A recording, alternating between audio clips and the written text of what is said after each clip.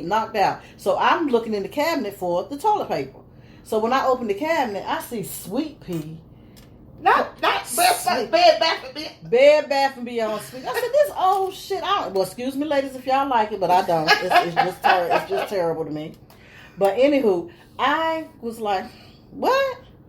So as I'm looking. So as I'm looking further, I see makeup, and I see, body wash. All this stuff is in the bottom of the cabinet. But it's put there. Yeah, it's put there. So now, I said, you know what? I said, let me see what's in the drawers now. I go to the drawer. Now, mind you, I'm a small frame woman. But when I picked up this, it was a teddy. When I picked up this teddy, it was a 2X. Oh. I thought to myself, she a big girl. I said, I can't fight this big bitch. Excuse me, y'all. No big bitch fighting here. No, I can't fight her. So, the next morning, I didn't say anything. I got up, and like I said, me and the kids in the kitchen, and we changed the sheets for the baby. We stripped the bed, and folding clothes and everything, washing clothes, cooked breakfast. Everybody's done ate, and we cleaning up the kitchen. At that time, my mother had a car accident, so I was going to the hospital to see her after I left the house. But just so happened, she came in the house. When she came in, the doorbell rang for the garage. So he had the garage up, so because she came straight into the kitchen. She came straight into the door. He had a beautiful home. So as she come in the house, I'm like, how you doing? She was like, well, hello. And she was like, is so-and-so here? And I was like, he's in the backyard. She was like, so I told the son, I said, go out there and get your dad. I said, tell him he has company. So I'm steady, straightening up and taking the clothes. I'm steady doing stuff. I wish y'all could see my face. I am engrossed, y'all. I'm going to put my hand on my chin. It's just great. He comes in the house and he says, he introduces us, and I look and I mean, I was like, really? So you had me here all night with no inkling at all that you were already involved with someone else.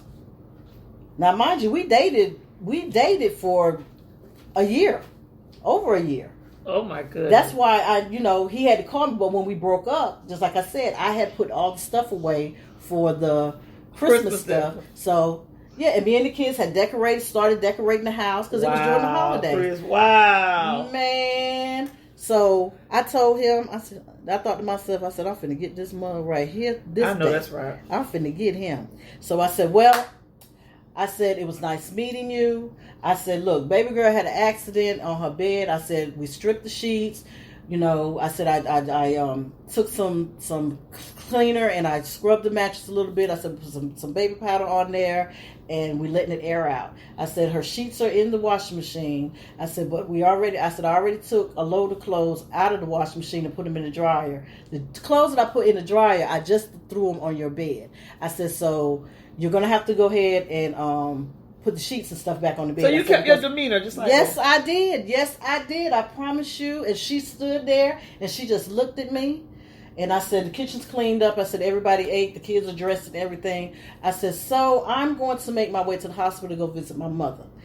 But before I did that, I said, I forgot something. So I go in the bedroom, and that's where my bag was. Well, I wear oils. So what I did was I reached in my bag, I got my oil, and I took and I poured it in my hand, Dana, and I rubbed my hands together and I smeared it all over the 2 pillows. I know that's was right. In there. The underwear that I had on the night before, I took them under the mattress. Because I knew at one point in time he was going to flip that mattress over. But baby, when he flipped it over, I don't care if it was 6 months, 8 months, I don't care. It was whenever that them underwear was going to be under that mattress. So I wish you to put it up in the sheets, though, because I'm pretty sure she stayed and he threw the sheets back. I put it up under the mattress. Oh, so my. To get back at him for doing that, he she smelled my fragrance. So she knew when I put them on the pillows, she knew what my fragrance was. I have a signature fragrance I always wear. So she knew that scent came from me because I was in that house. But as I was exiting in the house, the little girl says, "Well, Miss Chris, are we going to finish the Christmas decorations? We got to finish the tree," because I had the train going around the tree and everything. We did the fireplace, but I was doing the train around the tree this year, and it was going to be at the front of the house, where last year it was in the dining room, well, the formal living room, and it was in a corner. But we had it in front of the house, so it'd show outside the window. So I was like, "No, baby," I said, "I won't be back." I said, "Your dad's going to finish, decorating the Christmas tree with you guys." So she got to pout. And I said, "What's wrong with you?" And she was like, "It's not going to be pretty." I said, "It's going to be pretty." I said, "You remember how we did it?" And she was like, "No." I said, "Well, it'll be okay. It'll be okay." So she was just saying with her arms folded. I said, "That's not the way to be." I said, "Santa Claus going to be here soon." And she was like, "Okay." So I told everybody bye, got in my car, and I left. Baby. How far did you get? I got halfway. Now, he lived in Cameron. I was still living in Fayetteville. So I tell you, relationships for people that live outside of where I live at, I do fine by that. I like it. I like that.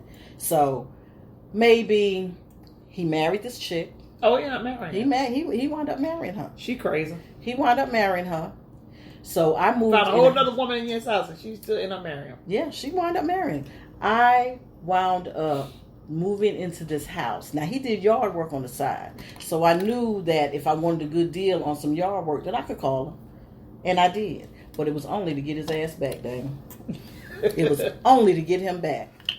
So I called him and I said I needed him to dig up this bush that was right there by my driveway, because whenever I would drive my car into my carport, it would scratch the car up. So, but I wanted this all the way up. So I called him. He came over. So I asked him, I said, "Well, how much you going to charge me for, digging this up?" He was like, "Well, you know what? I need a little something from you." And I was like, "What you need?" He kept talking about, "I need what I used to have." I said, "Well, you got something that you wanted. I mean, you married somebody totally different. I mean, so what you want me to do? She not pleasing you?" No. He kept talking about it ain't the same. I said, oh, okay. So I appeased. I gave him what he wanted. I ain't have to pay for him to do what he did. I mean, it didn't cost me nothing. So I gave him a little something. But the dummy fell asleep on my chair. When he fell asleep on my chair, then I took that same damn oil, poured it in my hand, rubbed my hands together, and while he was asleep, I touched his shirt, touched the back of his head. Oh, honey, he smelled just like me when he left my house. When I woke him up, it was a little after about 6:30, 6:45. So when he got halfway to his house, he said, "Dad," he said, "I smell just like," he called me, he kept talking about, "Damn," he kept talking about, "I smell just like you." He kept talking about that damn oil. And I was like, I mean, you know what I wear. So he thought he was being smart when he took his shirt off and put it in a pail of water in the garage. So he walks in the house. Time he walked in the house, the fragrance of me came through that room. Oh my God. He called me about maybe 3-4 weeks later.